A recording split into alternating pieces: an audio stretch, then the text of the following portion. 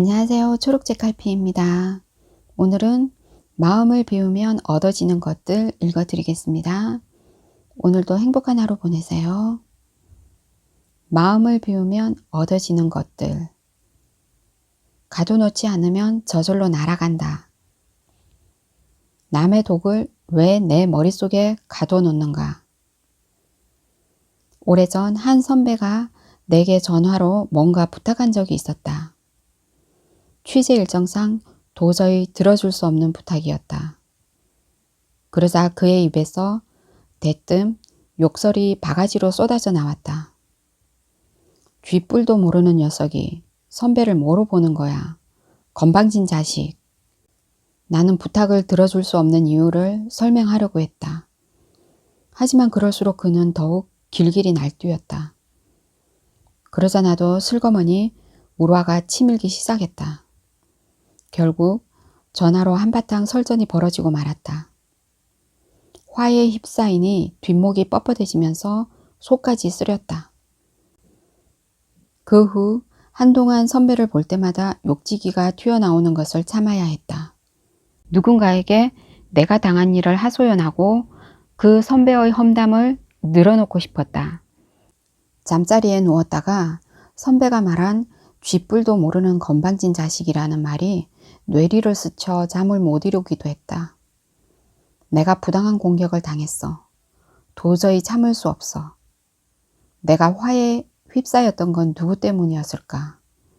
오랫동안 나는 그게 전적으로 선배 탓이라고 믿었다. 대학에서 강의하면서 나는 한 학생에게 이런 질문을 했다. 혜정양이 취업 박람회장을 돌아다니고 있는데 어떤 여자가 혜정양을 보면서 대뜸 딱 보니 성적도 별 볼 일 없을 것 같고 생긴 꼴도 영 아니군. 그 주제에 어디 취업을 하겠어? 라고 말한다면 어떻게 하겠어요? 그 학생은 그런 예를 드는 것만으로 기분이 나빠졌는지 불쾌한 듯한 어투로 대답했다. 별꼴이네요. 당신이 뭔데 나한테 그런 말을 해요? 이렇게 쏘아붙이겠죠. 나는 왜 그렇게 감정적으로 반응하는지 물었다. 그러자 그 학생은 자기를 알지도 못하면서 무시하는 말로 공격했기 때문이라고 대답했다. 나는 다시 물었다. 그럼 남들이 공격하면 언제나 그렇게 반응하나요? 당연히 그래야죠. 참고 있으면 바보라고 생각해요.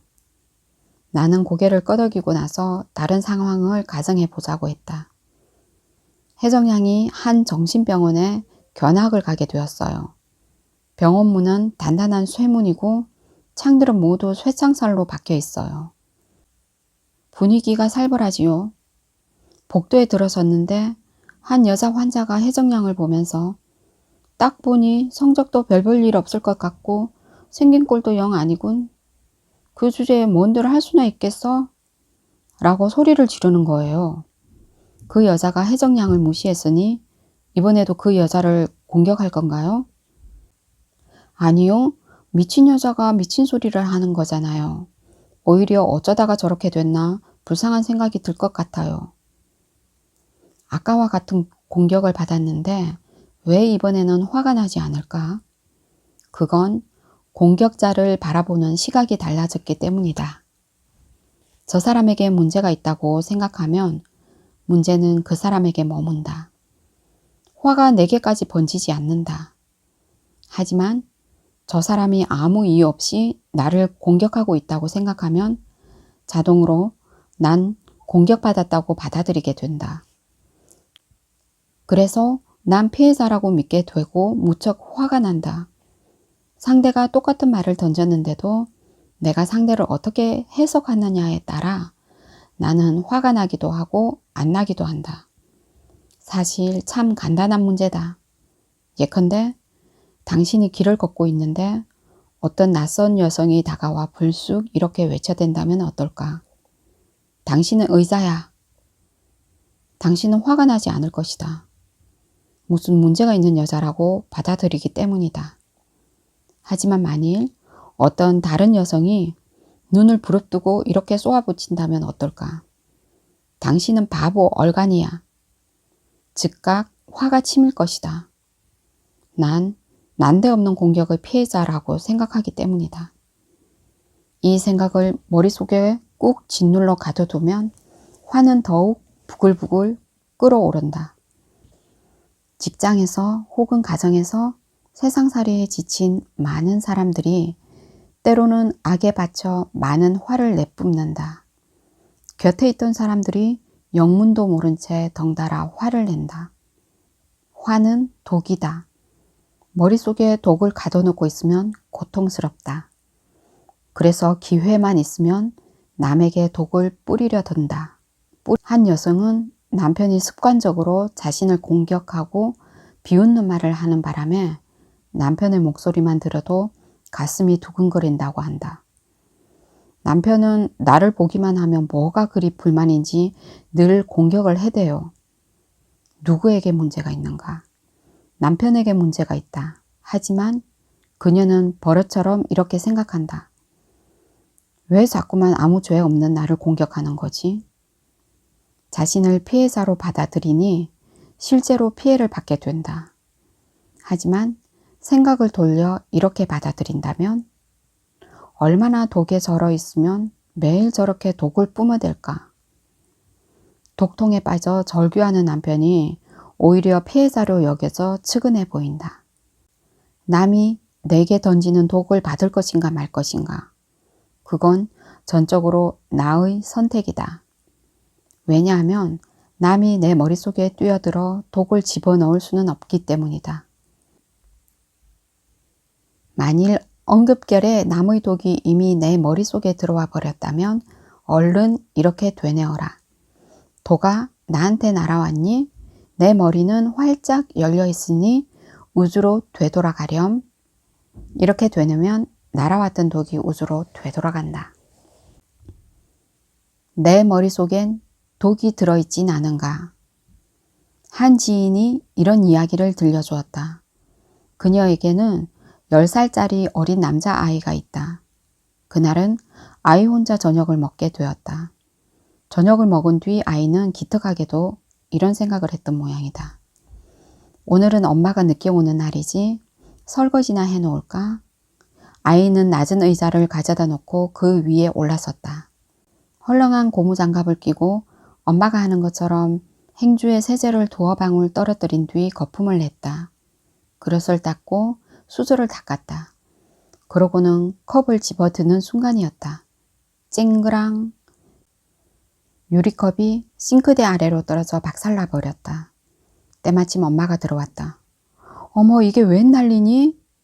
지친 몸을 끌고 들어왔는데 난장판이 된 집을 보니 엄마는 화가 났다. 너 싱크대 위에 놔둔 초콜릿 먹으려고 그랬지? 어서 네 방에 들어가 숙제나 해. 아이는 말없이 공부방으로 향했다. 그녀는 회사에서 마치지 못한 잡무와 다음날 아침거리를 준비해 놓고 나서 아이의 책가방을 들여다보았다. 열린 지퍼 사이로 아이의 일기장이 눈에 들어왔다. 슬쩍 펼쳐보았다. 엄마는 매일 지쳐 보인다. 지쳐 보이는 엄마를 기쁘게 해드리려고 설거지를 했다. 그런데 고무장갑이 미끈거려 유리컵을 떨어뜨렸다. 컵을 깨뜨려 속이 상했다. 그녀는 살며시 아이 방문을 열고 들어가 새근새근 잠자는 아이의 얼굴을 가만히 내려다보았다. 저절로 무릎이 꾸려졌다. 아이의 작은 손을 쥐어보는 그녀의 눈에 눈물이 가득 고였다. 우리는 종종 깊은 생각 없이 독을 던진다. 그 말이 옳은지 그른지 남에게 얼마나 큰 상처가 될지 되돌아보지도 않고 말이다. 공자가 제자들과 함께 채나라로 가던 도중 양식이 떨어져 채소만 먹으며 일주일을 버텼다. 일행은 어느 마을에서 잠시 쉬어가기로 했다. 공자가 깜빡 잠이 든 사이 제자인 안회가 쌀을 구해와 밥을 지었다. 밥이 다 될 무렵 공자가 밥 냄새에 슬쩍 밖을 내다봤다. 그때 마침 안회가 솥뚜껑을 열고 밥을 한 움큼 집어먹고 있는 게 눈에 띄었다. 공자는 모르는 척했다. 뜸이 들자 안회가 공자 앞에 밥상을 내려놓았다. 그러자 공자가 엉뚱한 말을 했다. 안회야, 내가 방금 꿈속에서 조상님을 배웠다. 밥이 되거든 먼저 조상님께 제사를 드리려무나. 안회가 대답했다. 스승님, 이 밥은 조상님께 드릴 것이 못 됩니다. 공자가 물었다. 어째서 그러느냐?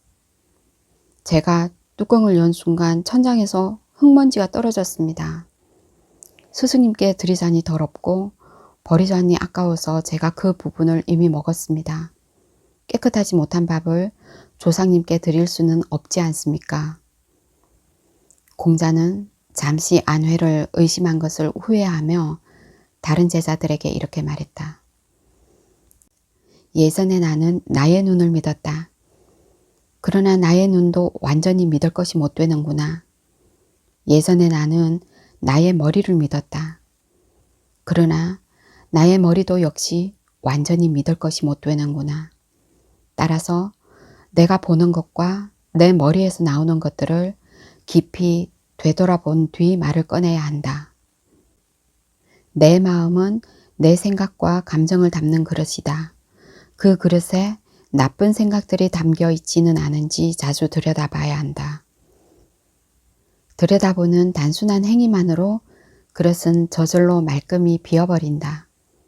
내 마음이 나쁜 생각들로 가득하다면 그것은 내가 자주 들여다보지 않았다는 증거다. 비워버리지 않은 나쁜 생각들은 찰거머리처럼 달라붙는다. 하찮은 쓰레기통도 자주 비워버리지 않으면 썩은 쓰레기가 달라붙지 않는가. 따라서 찰싹 달라붙어 독이 되기 전에 미리미리 비워버리는 게 상책이다. 머리를 활짝 열어놓으면 되돌아간다. 어느 절에 허드렛 일만 하던 동자승이 있었다. 어느 날 동자승은 드디어 처음으로 스승의 얼굴을 대하고 참다운 가르침을 받게 되었다. 동자승은 스승이 어떤 가르침을 내려줄까 가슴이 몹시 두근거렸다. 스승은 이렇게 말했다. 해질녘 이 산꼭대기에 있는 동굴에 들어가 있어라. 새벽까지 아무런 생각도 하지 마라. 어떤 방법을 써도 좋으니 절대로 아무 생각도 하면 안 된다. 아침이 되면 내게 돌아와 이야기해다오. 동자승은 식은 죽먹기라고 생각하며 산을 타고 동굴에 들어갔다. 하지만 밤이 되자 호랑이와 늑대들이 요란하게 울어대기 시작했다. 무서웠다. 무섭다는 생각을 떨쳐버리기 위해 생각아 꺼져버려 하고 고래고래 소리를 질러 보았지만 허사였다. 펄쩍펄쩍 뛰어보기도 했다.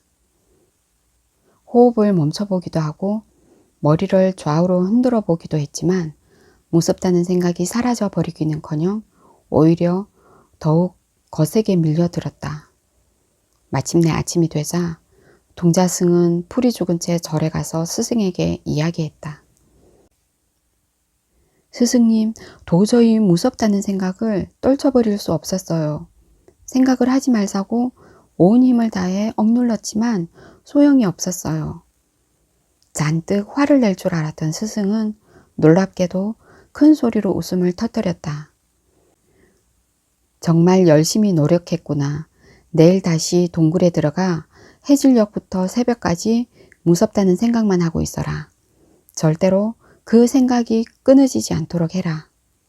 동자승은 이번에는 정말 잘할 수 있겠다고 생각했다. 어젯밤에도 저절로 무섭다는 생각이 넘쳐 고역을 치르지 않았던가. 다음날 저녁 동자승이 동굴에 들어가 앉아 있는데 때마침 호랑이와 늑대 소리가 들리기 시작했다. 참 잘됐다. 정말 무섭다 무서워. 처음에는 무섭다는 생각이 잘도 떠오르는 듯 싶었다. 하지만 무섭다는 생각을 일부러 하려고 드니 무섭다는 생각이 거꾸로 자꾸만 사라지는 것이었다. 이상하다. 무섭다는 생각을 하려 드니 덜 무서워지네. 동자승은 무섭다는 생각이 끊어지기 시작하자 불안해졌다. 그래서 호랑이가 이빨을 드러낸 채 으르렁거리는 모습도 떠올려보고 늑대들이 달려드는 모습도 상상해 보았다. 나중에는 두 손으로 머리를 쥐어짜면서 어떻게든 무섭다는 생각을 해보려 발버둥 쳤지만 그럴수록 머리는 텅 비어갈 뿐이었다. 동이 트자 또 실패했다는 생각이 들었다. 스승을 찾아가 자신이 겪은 일을 이야기하자 스승은 또 껄껄 웃었다. 그래, 잘했다. 중요한 이치를 깨달았구나. 동자승은 어안이 벙벙했다. 도대체 내가 무슨 이치를 깨달았단 말일까? 동자승이 고개를 갸우뚱하자 스승이 설명했다. 무섭다는 생각은 어디서 날아들었느냐? 우주에서 날아들었느니라. 그걸 머릿속에 가둬놓고 억눌러대면 더욱 사나워진다. 거꾸로 머리를 활짝 열어놓고 받아들이면 제 발로 되돌아가느니라.